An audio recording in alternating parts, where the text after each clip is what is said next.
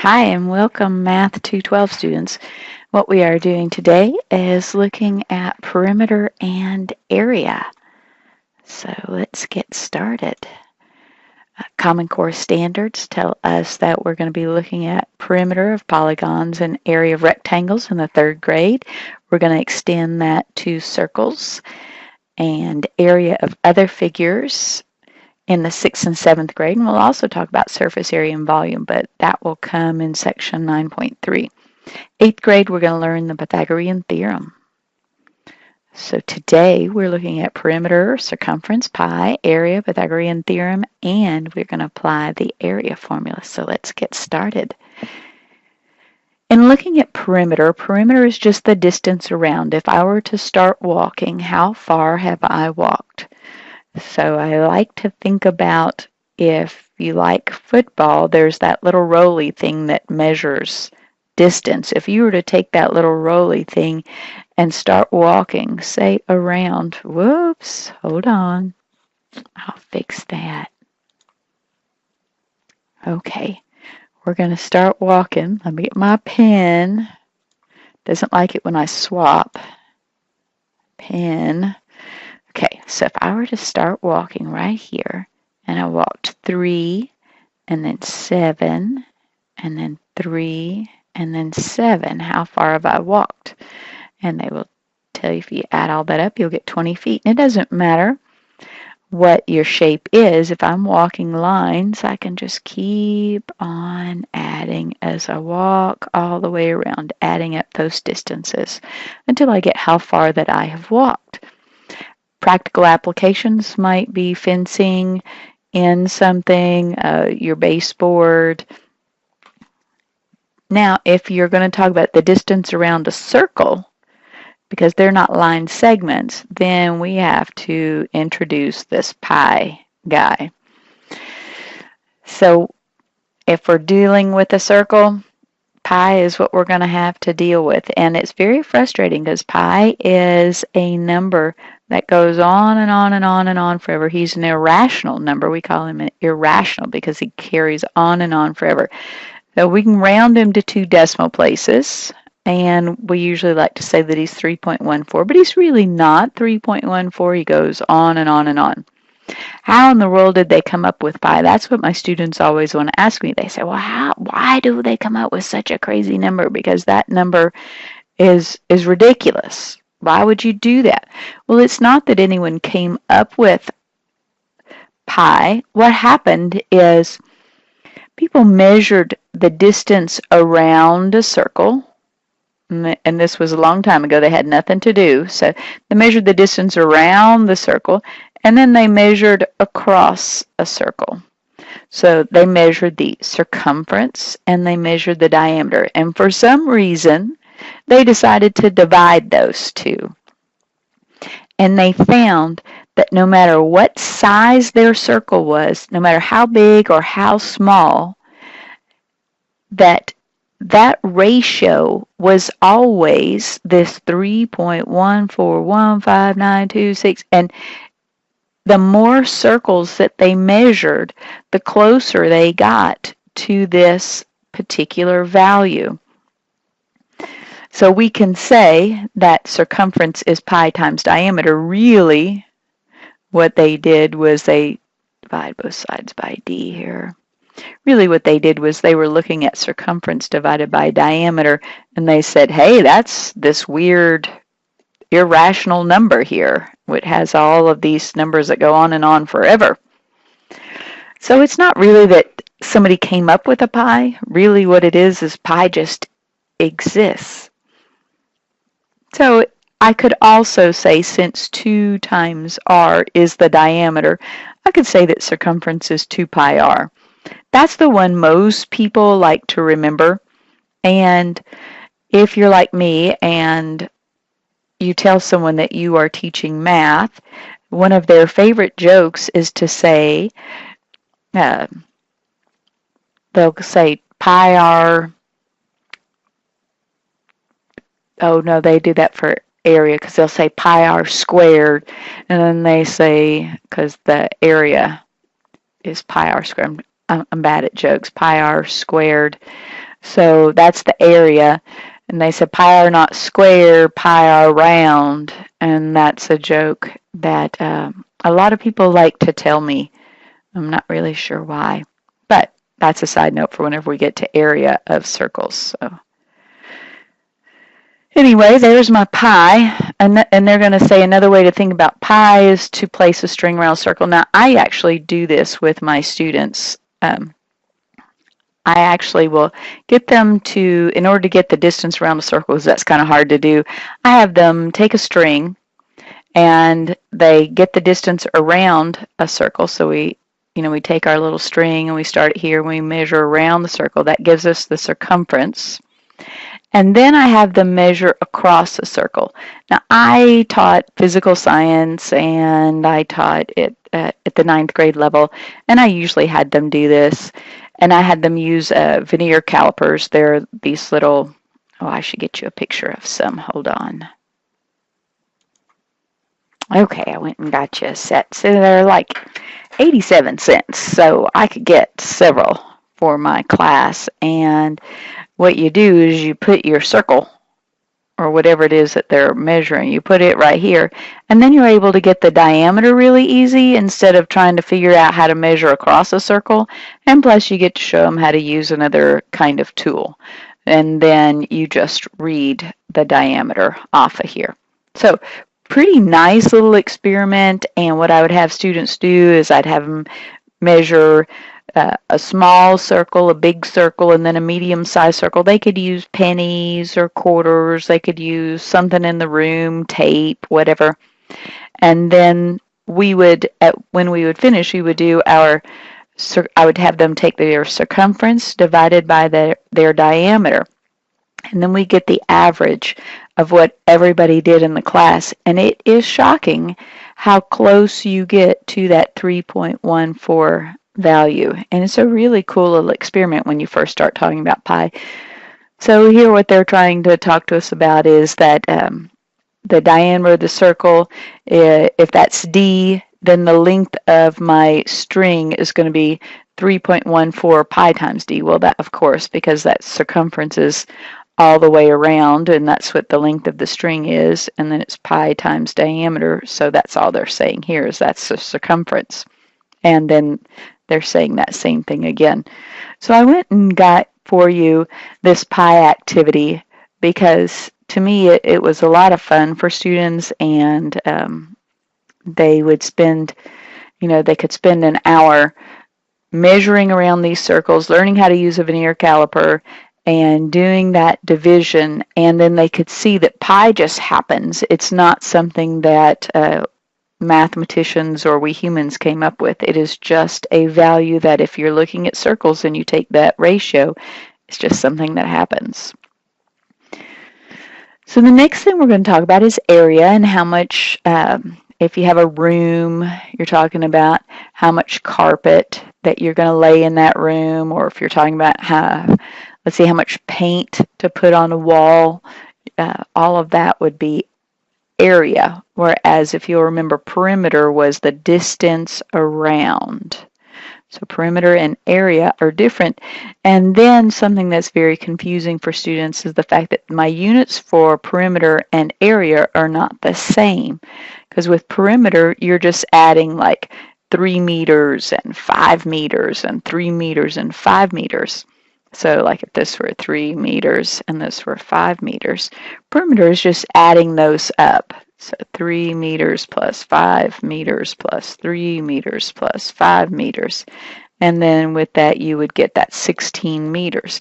With area, I'm multiplying length times width. So I'm taking 3 meters times 5 meters. And this would be 15. Meter times meter is meter squared. So 15 square meters. Okay, they're going to do the same thing with a garden. They're going to talk about square feet. If we had 20-foot by 10-foot garden, so it's 20 square feet. There's all kinds of different ways to write this. You'll see 200. You'll see it written square foot. Or you could also see 200 feet squared, and that's whichever way you happen to prefer writing it, but either way it's the same thing. But it is not the same as 200 feet. I like this little exercise. It is at that phet.com. I believe it's Colorado State University's website for elementary school teachers, talking about area and perimeter. It's little exercises, perimeter where you walk all the way around and you add up as you're walking. And then with your area, you would just count your different number of blocks in order to get that area. So it doesn't deal with units in this one, but it is good in just getting that general concept across, which is just kind of fun. All right, so if we were to look at each of these two pieces, and we're going to talk about area and which one, if I was buying carpet, which one would I have to buy the most amount of carpet for? I would say area is 3 feet times 10 feet, so that's 30 feet squared. This one would be area is 6 feet times 5 feet, or 30 feet squared. So either one of these, same area covered. If we ask young children which one is bigger, they'll have an answer for us. They'll tell us which one is bigger, but we could just show them that it's the exact same by just having them count these blocks, and that is an important aspect whenever they're looking at area and somehow that they can get clarification is by counting these different blocks. Trying to figure out base and height, well, it just depends on how it happens to be sitting, and you can rotate that figure. If you don't like the base that you were given, just rotate it a little bit and you have a new base. Base usually just means the bottom. So that's what they're trying to tell me there. Now I snagged this off the internet. It's just nice and colorful. It has the different area formulas for different shapes. So I thought it was something you might like. I like how they call a trapezoid a trapezium, but that's cute. So here we are rotating our triangle if we don't happen to like how it's sitting. I never really like it when it's this way and I'm having to do area is 1/2 base times height, because I'm having to make this imaginary diagonal through the triangle. This one, the height is already straight up and down. I'm having to make a right angle with the base, and that's the key point on triangles, is making sure that you have that right angle with the base. For my parallelograms, notice that if I cut off this piece here and then I place it, so notice I have from here to here, and I place it over here, it's the same piece, I have a rectangle, and I know that the area of a rectangle is length times width. So length times width, whichever way you like to call length and width. And with a parallelogram, I call it height and base, but it's all the same thing. But this is why the area of a parallelogram is base times height. And they're just showing me that same thing again. That's really sweet of them. And here we are. Base times height. I think we already looked at that. So here I have a triangle, and the formula for the area of a triangle is 1/2 base times height. What they're trying to show you is that a triangle, any triangle, is basically half of a parallelogram. So if the area of a parallelogram is base times height and a triangle is half of that, there's how we got that formula. And they're going to drive that point home with this particular figure here, and they're showing you, oh, look, it's just a parallelogram, but it's only half of a parallelogram if you were to continue making that shape. With a trapezoid, or trapezium, the formula for that is area is A plus B divided by 2 times the height. And you can think of this as saying you're just getting the average of this length and this length, because if I add them together and divide by 2, that's the average, and then times the height, and then it's really base times height again. It's just that my bases are two different sizes, and I need to get what that average is. So it's still base times height. Now, typically, you'll see it, it will look like A plus B times H. It'll look like that over 2. I kind of write it like this so that I can say I'm just getting the average of the two sides there and then multiplying it by the height. And there's a couple of other ways to derive that formula as well. So let's look at what we have here. This is an important feature here. We have an important question. I really like this one. So if I have 12 feet, no, I didn't make it to scale, but we'll pretend. If I have 12 feet by 15 feet, the area would then be 12 times 15, or 180 feet squared. And I want to buy some carpet. But now when I go to the carpet store, they want it in yards. And so I have to buy a number of square yards. Well, let's look at what happens here. 12 feet is basically, well, I know that there are 3 feet in 1 yard. So this is basically 4 yards. 15 feet. So that would be 5 yards. And this area would be 20 yards squared, or 20 square yards. Notice the big difference here. Notice how these two differ by a factor of 9. You might think that it would differ by a factor of 3, but it differs by a factor of 9 because this guy I divided by 3. This guy I divided by 3. There were 2 of those 3's multiplied together. So if you'll notice, that is a factor of 9. If you want to look at it in terms of saying 12 feet, and this is what we can call dimensional analysis, 3 feet in 1 yard times, because I'm doing the conversion here, 15 feet times 1 yard over 3 feet. Notice how it is that 180, let's do my canceling, the feet cancel.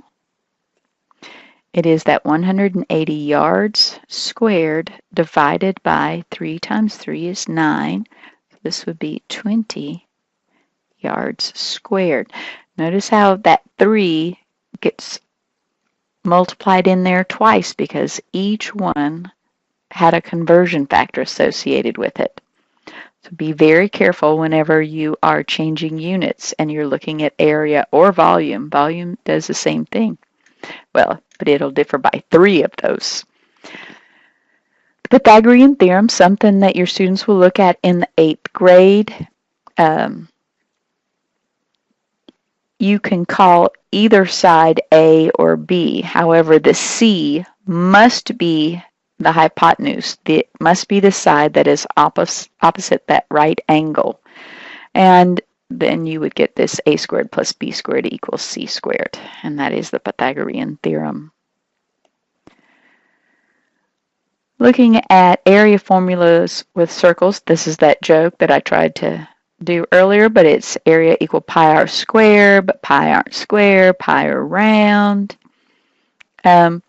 You can have your students count and then give an estimate of what the area is. You know, just looking at these going, looks like these two might make up a whole, and these two might make up a whole. So if you were going to let them do an estimate and figure out what the area of this might be. I do know that it's going to be less than 1, 2, 3, 4, 5, 6, 7, 8, and then there's 8 this, so it'll be less than 64, because 8 times 8 is 64, and I see that there are some parts here that aren't filled, so I could just say 64 minus a few of those. Or I could calculate it exactly, because area equals pi r squared, and the radius here, let's see, radius is halfway across, that would be 4, so it would be 3.14 times 4 squared, so that would be 3.14 times 16, and get out my handy dandy calculator for that and do 3.14 times 16, and I get 50.24, so it is definitely less than the 64 that I knew it would be, but it's still up there close to it. All right, we're going out with some friends, and the thing about getting a pizza, one has a diameter of 16, and somebody says, well, we could get 2 littles of a diameter of 8, and we want to know which way would we get more pizza? Well, let's determine the area. Area is pi r squared. So the radius here would be 4. So that's 3.14 times 4 squared. I already did that one. That one was 50.24. Let me do the area of one of these. Oh my goodness, did I say that the area? Oh, yeah, that is right. Okay. I think I just did this guy here, didn't I? The radius of this guy is 8. Let me do it in blue since. Okay, the radius here is 8. The radius here is 4. But now there are 2 of those, so I will need to add 50.24 and 50.24 to get these guys. So we will say this total area is 100.48 inches squared. This right here, since the radius there is 8, area equals pi times 8 squared. So that's going to be 3.14 times 64. Whoa, that's 200.96 inches squared. So which one would we rather get? We want the 16 if it was, especially if it was the same price. All right.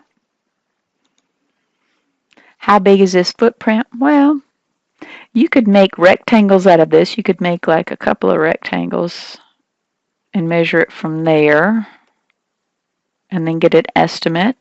You could, if we wanted to, we could say that we were going to do it with some circles and get an estimate that way. There are many different ways to do it. With calculus, you can actually get the exact area, but I can get a really good estimate just by using circles or squares. All right, well, that concludes 9.2. If you guys have any questions, you be sure and shoot me an email. Thank y'all.